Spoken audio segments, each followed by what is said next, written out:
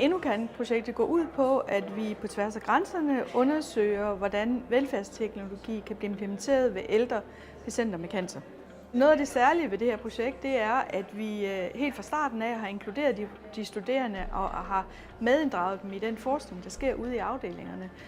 Ved at inddrage de studerende i vores Enucan-projekt, der sker der det, at de dels får en indsigt i, hvad det er, hvordan man går fra læring til forskning og til at implementere det ude i samfundet. Og de bliver bedre klædt på, når de skal ud og arbejde med det her velfærdsteknologi i deres dagligdag som sygeplejersker.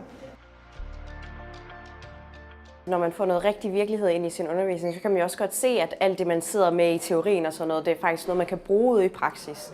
Og man kan bruge det som sygeplejerske, når man bliver færdig.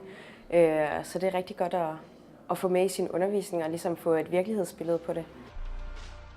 Noget af det, jeg får tilbage fra studerende, er jo nogle andre vinklinger på ting. De tænker tingene anderledes, end jeg gør som projektdeltager og som underviser. Så nogle af de spørgsmål, de har, eller nogle af de sådan, tankegange, de har, de kan godt være lidt skæve, men det er jo også noget, hvor man tænker, det havde jeg egentlig ikke overvejet. Altså meget af det, vi får fra de studerende, og som vi tager med tilbage til Enucan-projektet, det har ligget omkring det med de etiske overvejelser.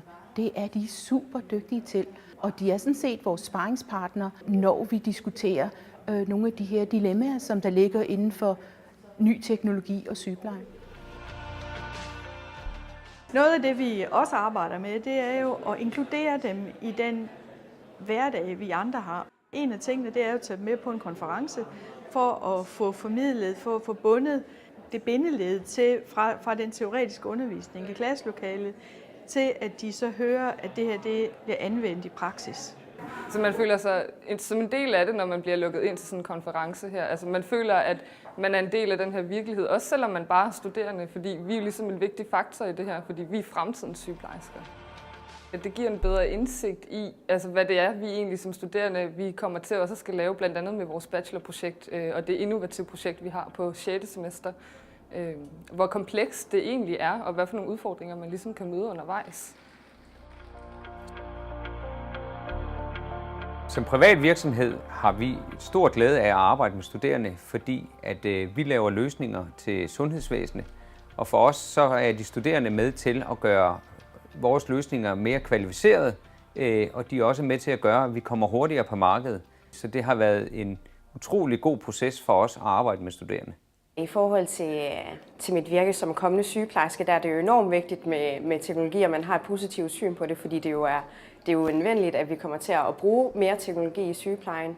Og så alligevel så kan sygepleje heller ikke erstattes, og den her omsorg, det er en bachelor i omsorg, så det kan jo heller ikke erstattes af teknologi, så det er også godt at få en vinkel ind på, hvordan man så får inddraget omsorgen i det her teknologi. I forbindelse med, at vi skulle teste på sygehus, så brugte vi de studerende til at prækvalificere løsningen, sådan så at vi ikke spildte det sundhedsfaglige personales tid på, at løsningen ikke var taget højde for, hvordan skulle et sengebeslag monteres. Det var de studerende utrolig skarpe til at tage højde for, og det er jo sådan noget, vi ikke umiddelbart tænker på, når vi udvikler. Så de studerende var gode til at sørge for, at tingene var tilpasset den virkelighed, som løsningen skulle bruges til. Min oplevelse af deres bidrag i forhold til teknologien er jo, at de er jo meget lidt teknologiforskrækket. Altså, så det der med tanken om at skulle bruge ny teknologi i forhold til sygepleje er jo ikke noget, som afskrækker mig. Det synes jeg jo faktisk er virkelig spændende. Det de studerende kommer med, det er, at de har ikke nogen fordomme. De har heller ikke nogen historik i forhold til, at det har vi prøvet. De er også gode til at se de ting, som vi ikke som udviklere tager højde for. Så de er en katalysator i forhold til at få processerne til at ske hurtigere. Da vi tog snakken med Absalon om at skulle lave et samarbejde, fornemmede vi jo den samme sådan utryghed fra dem, som vi havde. Men vi havde den intention, at vi lovede hinanden, at vi skulle prøve det. Vi skulle give det en chance, og vi skulle love også hinanden, at vi skulle samarbejde, hvor vi begge lejre skulle give noget, men også hvor vi var målrettet på, at vi ville opnå et resultat. Og det er jo lykkes.